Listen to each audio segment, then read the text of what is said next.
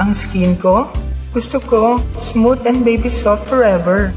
So ngayon pa lang, I take care of it inside and out with Myta Holistic Skincare. Start with Myta Capsule, followed by Myta Lotion.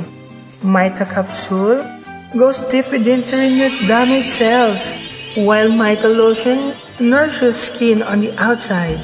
Myta Capsule and Myta Lotion move together.